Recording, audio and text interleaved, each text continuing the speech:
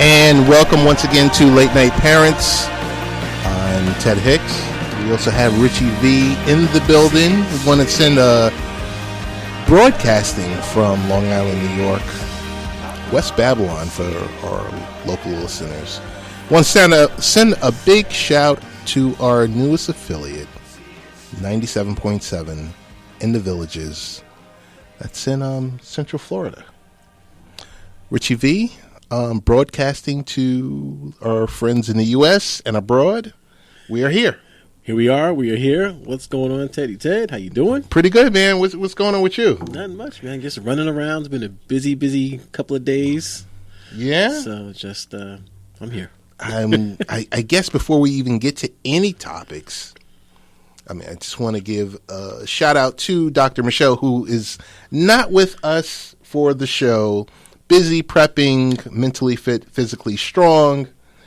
Her book is slated to be released, I guess, in a soft launch. She's going to have various, book shows, or I think she's doing a speaking engagement this week. Oh, nice. Yeah. I'm not sure if it's a commencement address or speaking engagement. Okay. Or if it's tied in with the book. Okay. So it could be any of the above mentioned topics.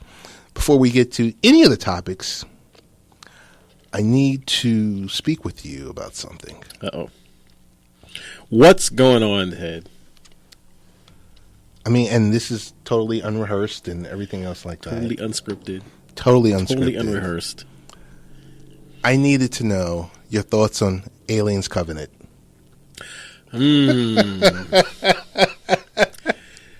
A little birdie told me. Birdie told you? You went to go see Aliens Covenant. And before we get to any topics or anything and tell you, Late Night Parents, go to latenightparents.com, Richie V, Late Night Rich, Real Ted Hicks. I want to know about Aliens Covenant. Thumbs up, thumbs down, thumbs up, thumbs sideways. Thumbs mostly up. Is it a prequel to Prometheus, or was it a prequel? No, it's a prequel to Alien. So if I have this correct, the storyline is Alien, then Aliens, then Resurrection. I forgot what the other one was. But the first one, it looks like the total first one is Prometheus. Okay. This happens after Prometheus. Okay. Covenant happened, and I guess this is supposed to be a trilogy, so there's one more. Okay. And then that one will be the tie-in between this trilogy and Alien. Oh, okay. So will we see Sigourney Weaver in the next one, or we could a digitally enhanced Sigourney Weaver? So what I've heard is that I'm not really giving anything away here. I don't believe a female character in this film is supposedly Ripley's mother. That's what I've heard. I haven't been able to confirm in Covenant. Yeah. Oh, okay. I haven't been able to confirm that, but that's what I've heard, and it kind of makes sense. Okay, got you. So, but it's good. Forget the special effects. Okay. Of course, these days we can say special effects in just about every movie are good, if not great. These are really good. The story is pretty good. It wasn't all of what it was more than what I was expecting. It gets beyond just the aliens running around, let it find us, let it kill us, that kind of thing. Right. There's storyline because they're building the backstory to bridge the whole Prometheus, Aliens, the whole series together into one long storyline, a la Star Wars. Got you. Hey, any way that you can make money, go right ahead. It's like, hey, we laid this story out in the 1980s, but we're gonna bridge the prequel. We're gonna show you how it all happens, and who's responsible for all of this madness and mayhem. Gotcha. You're like, okay, all right.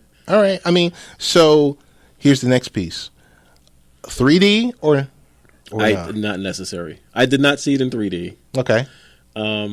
I don't know, did they film this specifically in 3D, or would this be one of the semi-conversions? If they did it specifically in 3D and you can see it in that format release, I'd say why not? It's not going to hurt if it's a specific 3D film, but it's not necessary. Okay. It's because there's more of the alien coming around and hiding in the corners when that happens. Okay. It's not things splashing into your face, and it's not like Avatar 3D. Gotcha. 3D really made Avatar an even better film. I thought Avatar was great, but it's not quite that type. It almost would be a kitschy, over the top thing if they did it, because they'd have to enhance things and film in certain angles and do certain things in 3D for the sake of it, and it's not necessary. Okay. Good movie. I would say see it. I will probably see it again.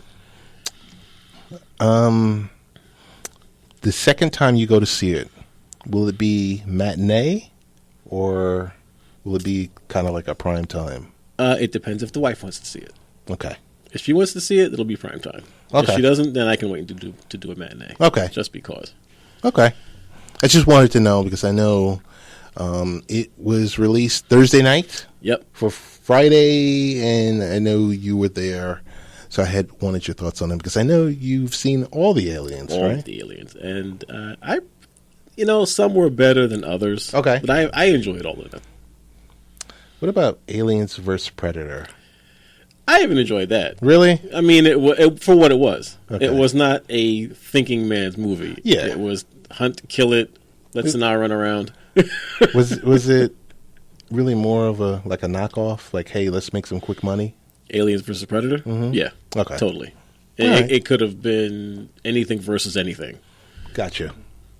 But it was entertaining. All right. I just, like I said, I was always interested, and I did not go see it this weekend, and I was kind of wondering, like, is this really worth it? Because I fall into the category of I'll see some movies that I'll see the entire series, right? And then, like, what was it, like a month ago? I went to go see the Fate of the Furious, Fate of the Eight, yeah. Fate of the Eight, I or haven't whatever. seen that yet, and I didn't see the previous 7. You haven't? Not at all. Really?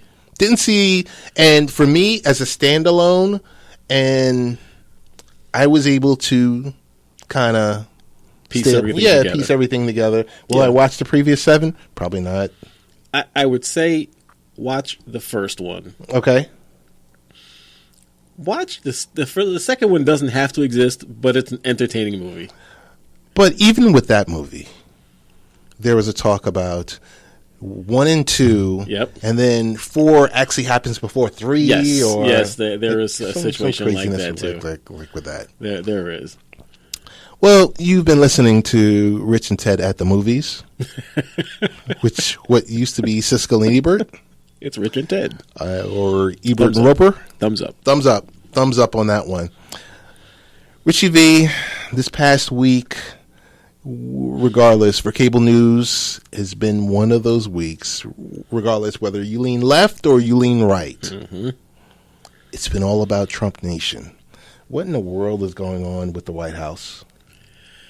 Now, you and I have had many conversations. Yes. In the background. Yes. Alone. Offline. Talking about stuff. And this topic is no need to note whether you lean left or you lean right. It goes beyond that. Right. At this point, yes, it's beyond what your leanings are.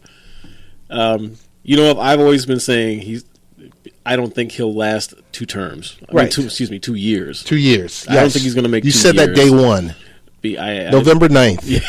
2016. I still stand by that. I still say, and I don't mean it's going to be anything bad. I think it's going to be he says something or takes some action that isn't fully vetted or fully legal, and it's enough grounds for impeachment or worse for them to just get him out of office. But I mean, the man just can't stop saying whatever he wants to say. He can't control himself. It's like a kindergartner. Okay, I'm going to roll with you on that. Mm-hmm. Or is it to the point where you have the 70-year-old mother or father that says what they want to say, and then that's that, and they're like, well, this is how I feel about the situation, and that's that. Probably. I mean, granted, the man has been running his own multi-million-dollar corporations for decades. Right. And no one... Who knows when the last time anyone really told him no and didn't get the "you're fired" right afterwards? I don't think anyone tells him no. Probably not. And I think on a lot of occasions, he gets the 2 situations misconstrued, mm-hmm, where your local private business, your local corporate business, privately owned business versus the government, right? And there's checks and balances, right? The two shall never cross, right? And I will say the thought of run the government like a business in the fiscal sense for responsibility along those roads, I think is a good idea. Right. In general, it should be run fiscally conservatively, not just waste money. Right. That's kind of No. I common sense belief. Definitely agree with you. But you can't run the government like a company again, in that you're CEO and what you say goes, and you're directing it. You're not directing anything as the president. You just get to sign papers that the people have put forth, and you have to do what the people have requested, and the rest of the government for that matter. Or, quote unquote, the most powerful person in the world. Yep. You are also, and I might get in trouble for saying this, a figurehead. No, you don't get in trouble for saying that, because it's true. Maybe not so much as other governments, right? Other monarchies in particular, right? Where the people who are quote unquote in power or lead the power really are just there, for pomp and circumstance. But no, you still have to abide by all branches of the government. Correct. You still have to follow the rules. You can't just make up laws. And I mean, yes, we've seen the executive orders coming down, which I've been saying that's going to backfire. That's all we've seen. That's all we've seen. Yeah, yeah. We haven't seen much actually work its way through the process. Have we? The legislative arm is kind of like the judicial arm has basically said, you know what, get back. Right. Because everything that he's put forth, for the most part, 99.9% they've shot down, the judicial arm. And legislative is like, hey, you need to involve us when you're firing off missiles and stuff like that. And of course, this is all happening when both houses are controlled by his party. And they're shutting him down. So what does that tell you? Where he probably thought, okay, I'm going to walk in and just do whatever the heck I want to do. Yeah. Not going to happen. It's those guys still want to be reelected as well. And they know at this point, if we just sign off on this guy and let him do whatever, we're all going to be out of here in 2 years, let alone 4 years. I think when you take that role, it's sobering. I think it's like any other position, any other position in life that you've wanted and then you finally achieve, and then you finally attain that goal, and then you say, this is what it is? See, I'm going to take a half a step back on your statement. Okay. And something else that I've said, and actually I think you said it as well. Mm-hmm. He didn't want this job. He didn't want it. He did not think he was going to win. He didn't want this job for reasons which will still probably never fully well, we kind of know why, but 30 years from now, when when we're reading about this in the history books and whatever other little tidbits come out as to how this was able to happen, he didn't want to be there. No. He doesn't want to be there. He doesn't want to. He doesn't want to be in the White House. He doesn't want to be controlled, because now he has to do what he's told to do. Right. He can't just get up and go when he wants. Right. He's got to sit there and listen to meetings every day. Remember, he didn't even want to sit in on the meetings. Let Pence go do it. No. I'm going to put all these guys in my cabinet and be my senior advisors. No, none of them are freaking qualified, and they're all getting kicked out. But in his eyes, he's like, oh, no, I'll just be the CEO. Right. You guys can be the line managers. And then when something needs to bubble up or gets pushed up, after it's been fully vetted, then I can come in and I can make a ruling. And they're not his board of directors. No, they're not. Which is what he was thinking it was. They're not. And I mean, it's also telling, remember, the fact that statement he made was maybe 2-3 weeks ago now. It's harder than I thought it was going to be. It's harder than what I thought it was going to be. It was something. What have we done? Something this morning. I was watching Marco Rubio, senator in Florida. He said, "Well, the American people got what they got exactly what they voted for." Yeah, Republican senators saying this. You got senators saying. You got Jeb and a whole host of others that are saying this. And this is not a segment to beat on the president. No, not at all. There's nothing subjective here. We're just stating the facts. You're just looking this past week. There wasn't one day. I guess we'll close this segment with me asking you, Rich, like, if there's a meeting taking place in a specific room, right, and there's 4 or 5 individuals in the room, right, 2 of them are Russians.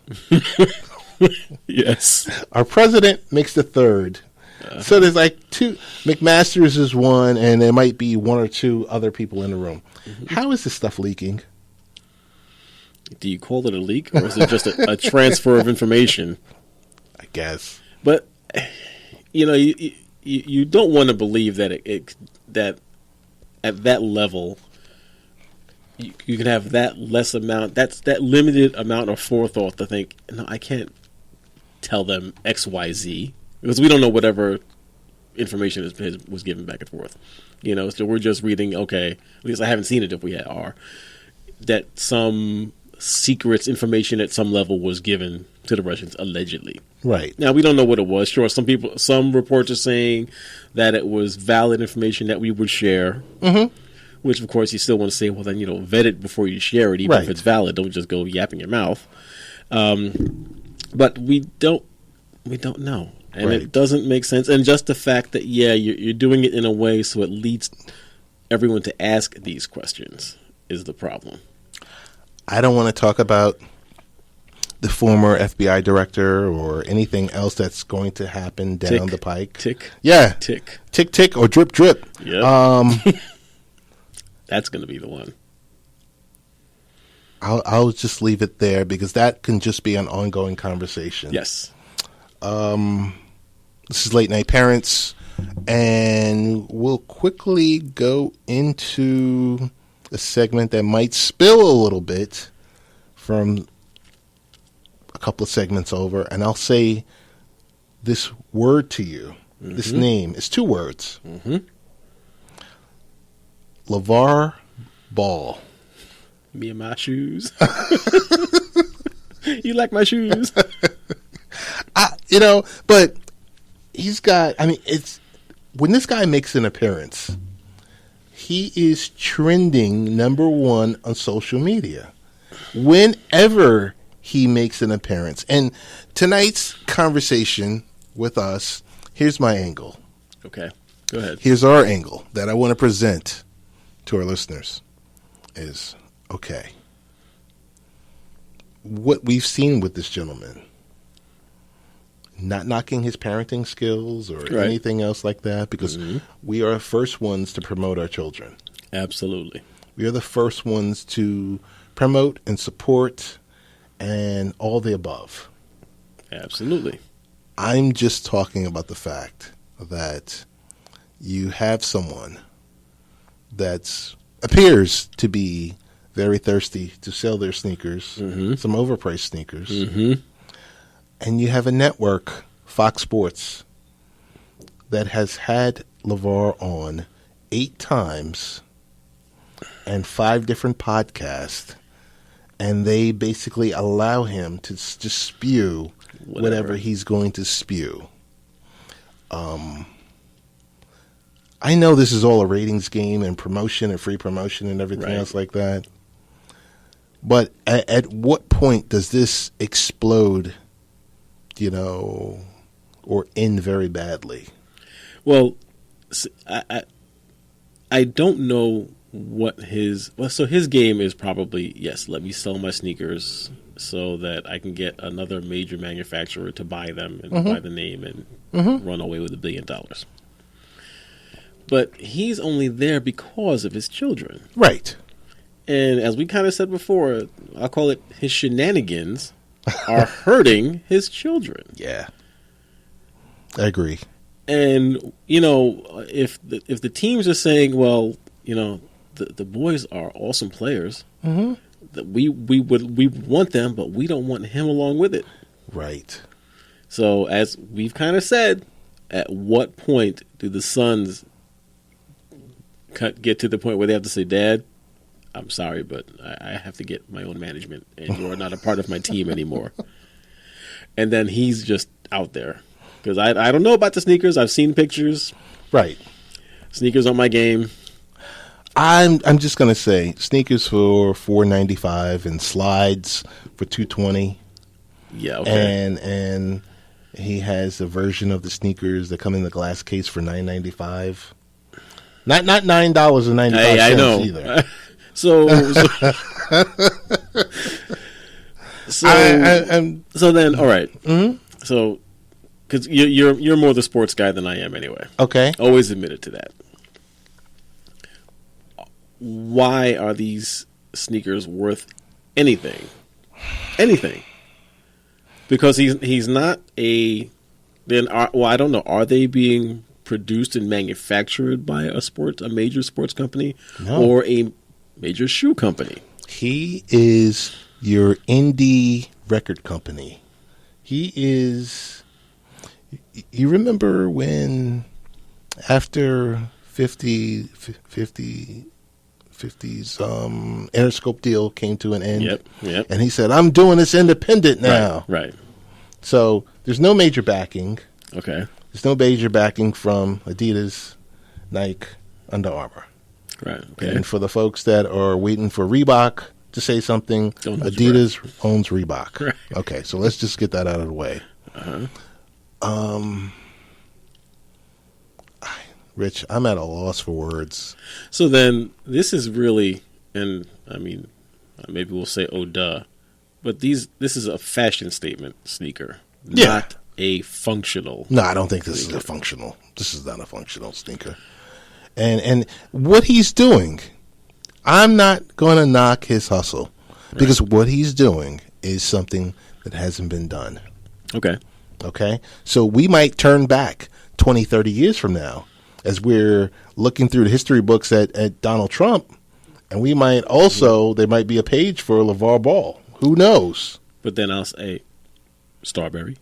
Right. I mean, do you think of Starberry? Think of that. Think of how much money he's made from selling inexpensive sneakers. But there's your key. Inexpensive. So people say, all right, they look okay. Mm-hmm. There's enough cred, whatever, so someone will wear them and not, it's no big deal. Right. And you sell them cheap and you sell gazillions of them. Yeah. That's what he's done in Shanghai. And, maybe that's Mr. Ball's play. Maybe. The global play. Maybe. And get something out there in Shanghai, in Korea, drum up with some interest for these and get them to start selling out there. Maybe. There was an incident that happened on Thursday. So LeVar Ball was going through what's called a car wash. And that's what ESPN and Fox Sports does. They'll basically take one guest and push him through all their shows. Okay. So it's kind of, you kind of get like that feeling, like a car wash. All right. You're just getting pushed on through. And there was a situation that happened where a female co-host and Ball kind of clashed. Okay. Now, before they clashed, he's known for saying, outrageous stuff and everything else like that. And, he's trying to sell his T-shirts and hats and all this other stuff. All right. And hot, stuff. The female co-host had said on a previous show, had a few, I guess, jokes about his parenting skills that I guess got back to him. Okay. So it was very awkward. To have him in the same studio with her. Yes. She tried to ask a question. He shut her down. All right. And social media was on fire. And people, some of that. Yeah, half of the people were like, oh, he was being, obnoxious and he was being a sexist. And, she also said she felt threatened. Oh, Lord. Okay. Yeah, it was that. And then you had the other side of social media. It was just like, he should have. Yeah, he's going back at her because she opened her mouth. Yeah. All right. So it was kind of like 50-50. But okay. The one thing that this guy is viral. And Fox Sports, there's a reason why. They've had him on 5 podcasts, and they've showcased him on 8 separate shows. To get viewership. That's all that matters. True. And then he flames out, and next month it's... Right. it's done and on to the next story. It's all about, I mean, the stuff that we always talk about. It's all about the clicks. Yeah. How many viewers, how many clicks, how many people are watching this, whether they're watching it on social media or they watched it live or blah, blah, blah, blah, blah. I will tell you this much, Rich. What haven't we mentioned in the segment? We haven't mentioned Lonzo Ball, his son. Mm-hmm. But I tell you this much. At that draft on June 22nd, mm-hmm. and the Summer League is probably going to be the most watched Summer League event because his father has hyped him up so much. The entire, I think globally, they're going to be looking at his son. Is he all that? Son is pretty good. Well, he's pretty good, but is he all that? His son in the Elite Eight, mm-hmm. I think it was, during March Madness, was scorched. Mm-hmm. But outside of that game, this guy is pretty good. Okay. Is he a once-in-a-generation type player? Right. No, I don't think so. Is he 15 and 7 mm-hmm. and maybe 5 rebounds? Yeah, probably. What number does he get drafted, do you think? Everyone's pointing towards number 2. Okay. And that, what the father has said is, I want him to go play for the Lakers. I wanted him to play under Magic Johnson. To get mentorship? And in my Lavar Ball voice, Lonzo doesn't need mentorship. Did he really say this? Yeah. I mean, he's just totally out there. I mean, like I said, we're all parents. So, okay. Mm-hmm. So, if he's going out there like that, Lonzo doesn't need mentorship. Yes. Is he putting a target on his son? Yes, he is. So now... And I know those pro NBA players can't wait to scorch him. Right. Okay. First time he goes up for that layup, it's like, I'm taking this foul. Yeah. You're going to hit the floor. Mm-hmm. Okay. You know, so I think that's what his father has done. This is Late Night Parents. We're going to segue. Rich, something I have to ask you is, it seems like this WannaCry ransomware stuff doesn't end? It's not going away. So here's a little interesting tidbit I read today about WannaCry. Mm-hmm. That the number of machines infected that were running XP, minuscule, negligible. Really? Yes. This is according to, was it Semantic or was it, wasn't Sophos. It was one of the other major vendors. Okay. Negligible. True Micro or? No, maybe I'll be able to track it down. Okay. The majority were running Windows 7. Wow. Now, this, I think this goes to one, okay, so even though we know there's still a lot of XP machines out there, there's still a minimal number. Okay. Now, the Windows 10 machines, which it is now it's the most popular OS out there, but because of what Microsoft did initially, that they ramped back, but initially, remember, forced updates, you got your updates in Windows 10, like it or not, they were pushed and that was it. Yes. It might still be on a lot of machines, so they got the updates, which blocked them from getting this virus. Oh. But Windows 7 didn't have it. They weren't being forced to get your updates, and so many people never either allow them or never do the shutdown and click the shutdown and reboot and install updates. Gotcha. So the majority of machines were Windows 7 machines. That is so strange. I really thought it was going to be the opposite. So did I, which is what made me think about it to mention it here. Right. But no, it's not going to go away, and they're going to be looking for more ways to try and do this again. This ransomware has been the most misused form of malware over the last couple of years. It's only going to get worse now. Right. But maybe, it also, at this point, seems like it is the one thing which is most easily avoidable. I mean, in the case of this, if you had your Windows up, if you had no external third-party virus software on your computer, okay, and you had Microsoft Security Essentials installed, and you were allowing your machine to do updates, you were safe. You were safe. You had nothing to worry about. Microsoft Security Essentials, which is the only thing I run on my computer and has been the only thing I've run for about 5 years. That was birthed from Sabari Software in Northport, Long Island. Really? Yes. Get out of here. I can tell you that because I have one of my real close friends was working there, and they were purchased by Microsoft. Good for them. Hope they made a good couple of dollars. Yes. And it's effective. It works. Oh, it really does. I had someone, believe it or not, I had someone in church approach me about antivirus. And the first thing I asked them was, "Are you what version of Windows are you running?" Right. And they mentioned 10. I said, "It's already baked in. You don't have to do anything." Right. Just get your updates. I said, "Just restart your machine." Well, select the option. Yeah. So if people restart or just do shutdown, it's got updates. I don't want to do that. They click on the shutdown without updates. That's one of the debates here. There was CNET someone at CNET had written an article about where this could be going, and there are many ways we could almost enforce updates. You don't want to do.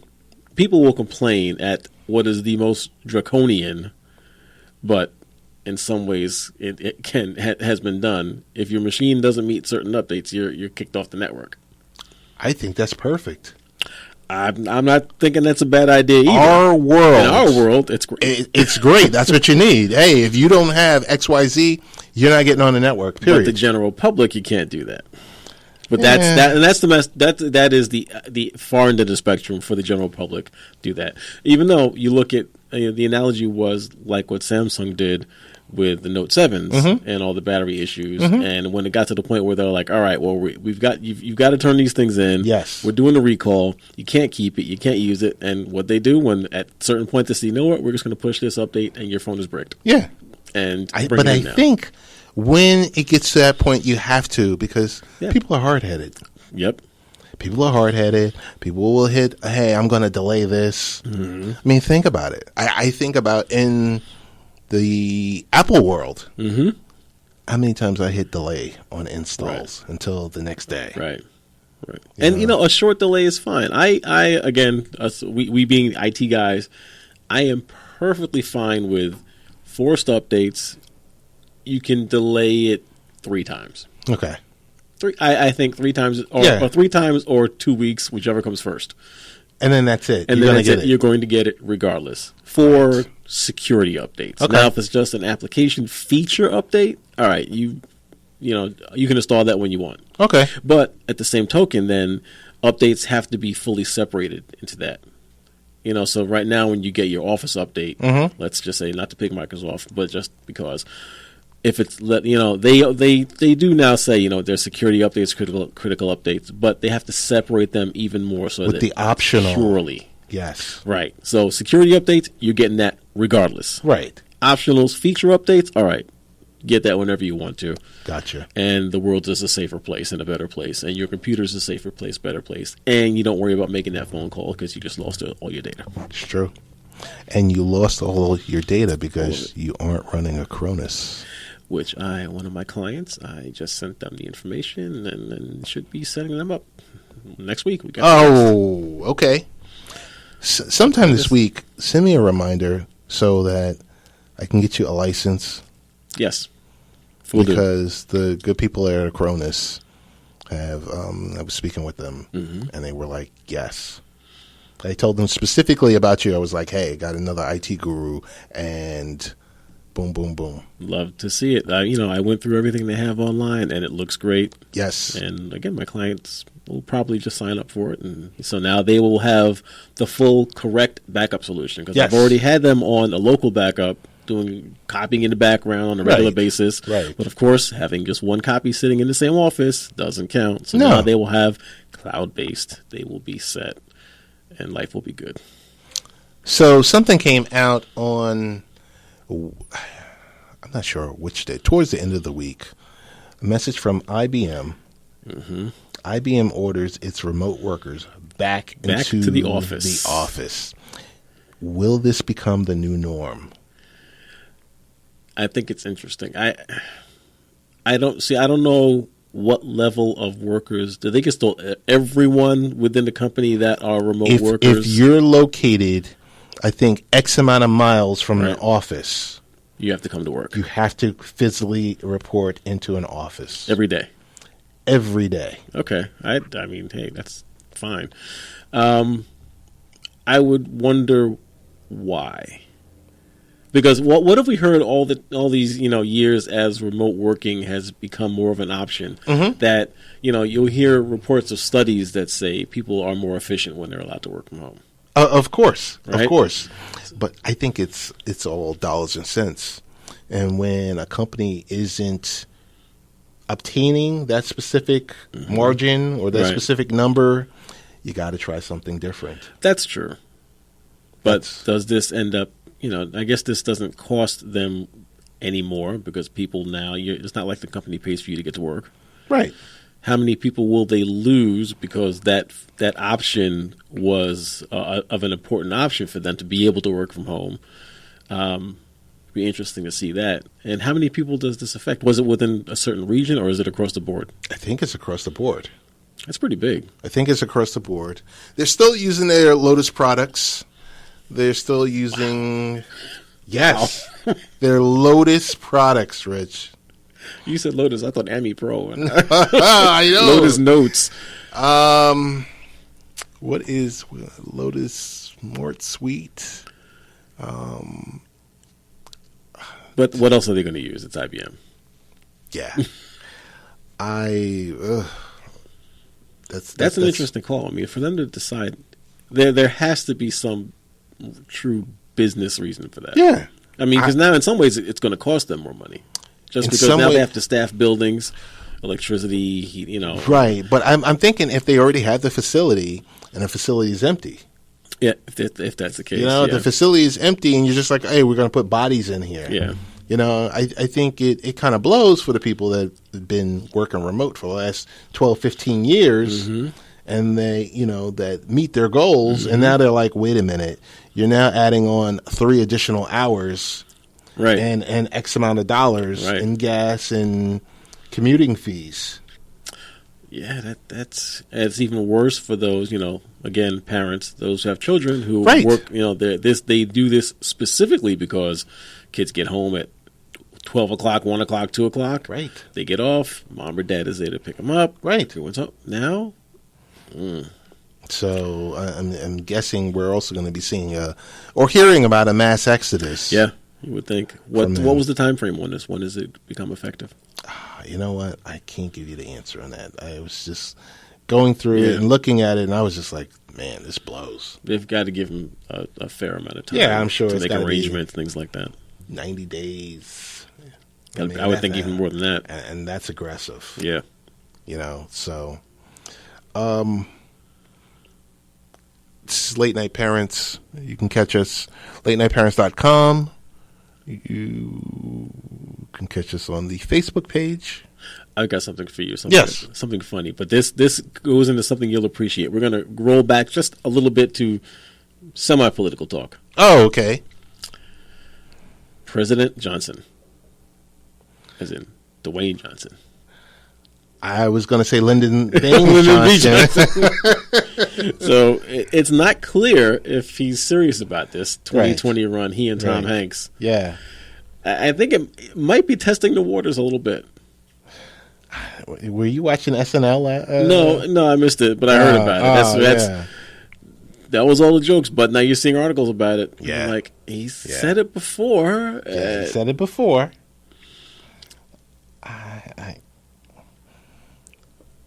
You can't say no. Right, not at this point. Not at this point, because... But though I do think after this go-around, people will want...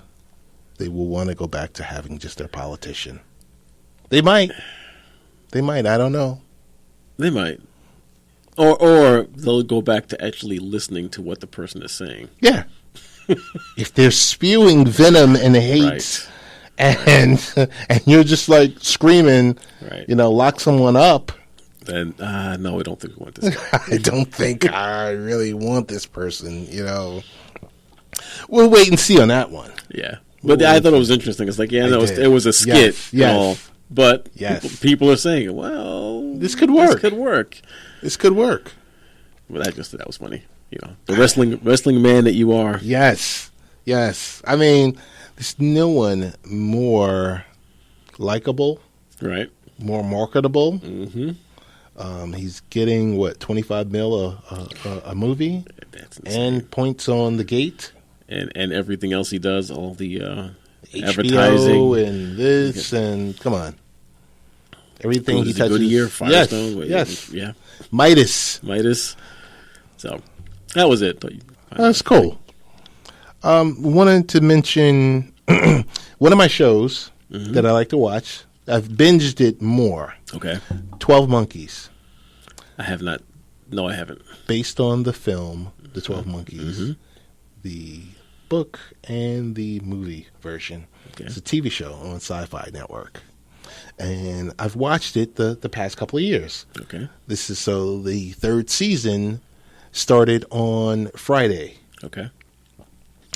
Why am I bringing this up? Why are you bringing this up, Ted? Because SyFy is kicking the tires on something. Yeah. SyFy Network has released the entire season. Oh. They're like, you don't have to wait for the 13 or 15 weeks. We're going to release everything for you. Interesting. A la Netflix. Yeah. A la Netflix. We're gonna release it the entire season so you guys can binge it this weekend. Right. The twist was we're going to release 4 episodes on Friday, 4 or so episodes Saturday, and the same on Sunday. That's all right. So you can wait till Sunday night or wait till Sunday and see the whole season. Right. Or watch 4 hours each night, and they could care less how you consume it. Right. And are they including advertising in their streaming? Yes. Okay, so they're not losing as much. No. And it's still obviously going to air on cable on the networks. So that's kind of a win-win then. It is kind of a win. It is kind of a win. And I said, you know what? That's kind of smart. It's kind of smart. So thumbs up to SyFy for those of you that are in the U.S. that receive the SyFy network. I'm not sure of the cost or of the subscription for that station, but I like that idea. And I want to, hopefully, more stations go that route. Now, that's SyFy. That's actually part of, well, here where we are, I think that's even part of your basic cable plan. So that's really a win for them. Oh, yeah. And SyFy is, I believe, part of one of the companies under the parent company of NBC. Okay.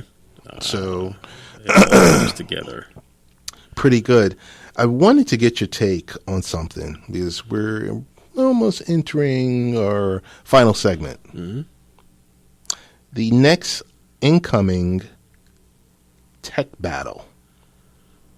It will be based around digital assistants. Oh, the battle is here. The battle is here. I don't know if you were viewing the Google I/O.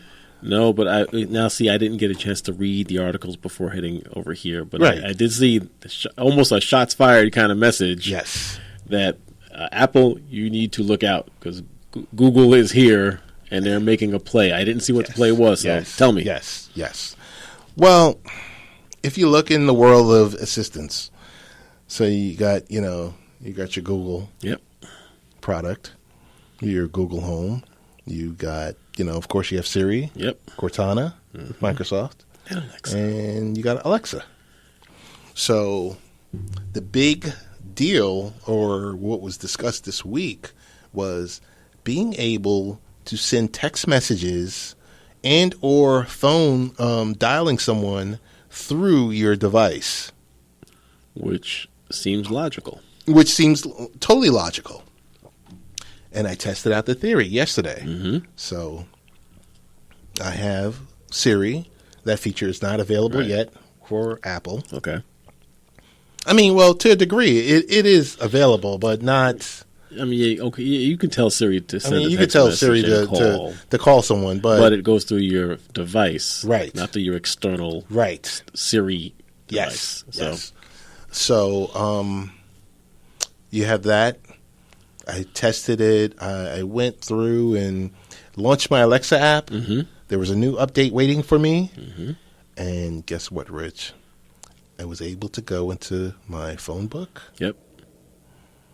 And I was able to send text messages and or voice messages and make a call Through Alexa. So simple, state the command, Alexa, send text message to whoever, blah, blah, blah, blah, blah. With the caveat, okay, the person has to own an Alexa.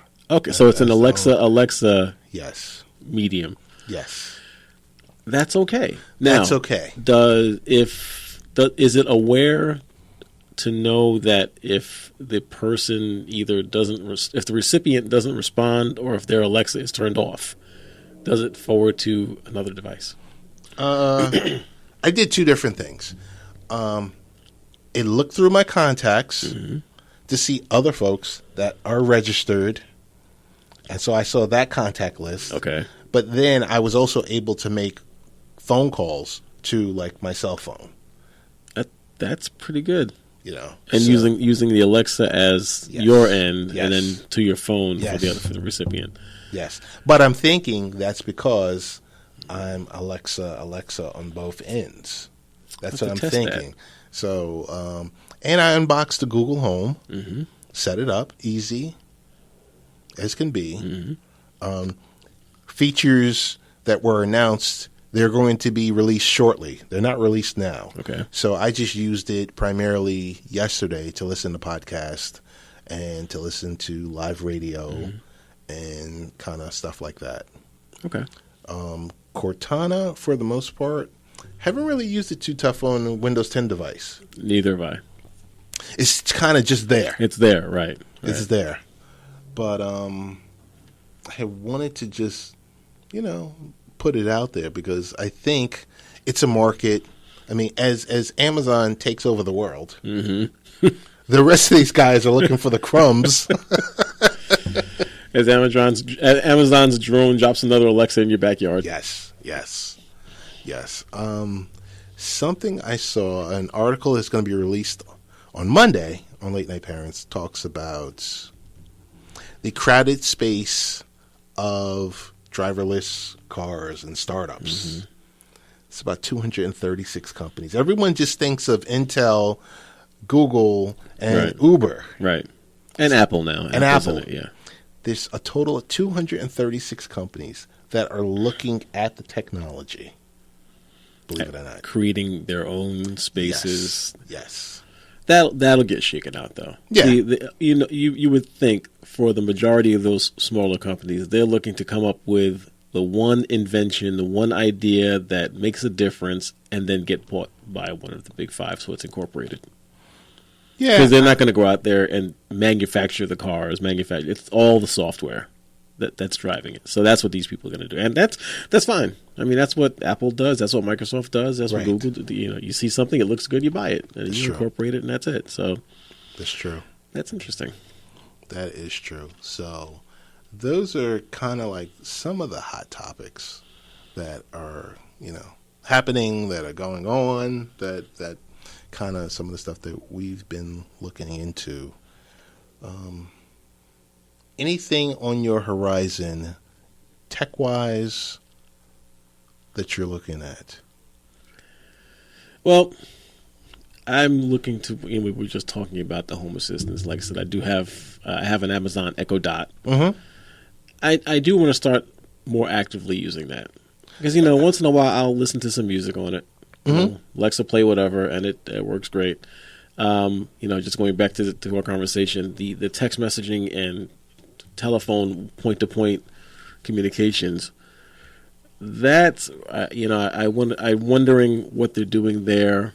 If this is going to become, this is the intercom basically to someone else's home. We're almost going back to having a phone, but it's an IP-based phone. That's what I can kind of see. If you look at that, what's going to be coming out shortly, or it might be available now, the Echo Show, where it's going to kind of going back to having that hardline, hardwired phone. So that's what I want to start looking at for myself. Have had some conversations with some of the tool manufacturers from the event I went to at Home Depot a few weeks ago. Okay. We'll have a couple of guests on the show in the near future. Okay. Gentlemen from Bosch will be on to discuss their products, and also looking at having someone think Ryobi as well will be on. So doing a lot there. They're sending some product out for me to evaluate and look at. So I'm looking forward to receiving that. I just like the cordless technology that they're pushing. And everyone is going fully behind that now. I really like that. And batteries are so much better than they used to be. Yes. So much more power. I'm also hearing that Ryobi, and maybe with Milwaukee and a few others, it's one standard battery. I know for a fact that is with Ryobi. I just don't remember for the other vendors. But so when we purchased our house in 2001, went to Home Depot. This is a shameless plug, but it's the truth. Went to Home Depot. Okay. For $199, there was a Ryobi wireless kit that had a Sawzall, a circular saw, a flashlight, and the drill, and the battery, and a charger. $199. I said, all right, this is great. I bought that. 2001, I built my basement with those 4 tools and, my hammer. Everything. And still, that entire kit, besides the only thing I've had to do is change batteries. First battery died after about 6 or 7 years. That's more than fine. Right. Bought another one. The second battery, it still works great. And recently picked up a kit with a brand new Ryobi drill, hammer drill and all that, and a new battery. It all works together. The 16-year-old battery fits into the charger for the day-old device. Right. It charges. It works. I can swap the batteries around. Perfect. They were thinking. They were smart. Yeah. So I'm going to say I'm sure. Rigid was doing the same thing. Milwaukee has a lot. Bosch has a huge line of battery powered devices. It's I don't know if generationally they are compatible, but that's the way everyone is going. And now they're getting brushless motors, so much more power. The batteries last a long time. They're a lot lighter. It's a good time to want to play with tools. It's nice. It's nice. Richie V, next week, I'm hearing we're going to be out in Brooklyn.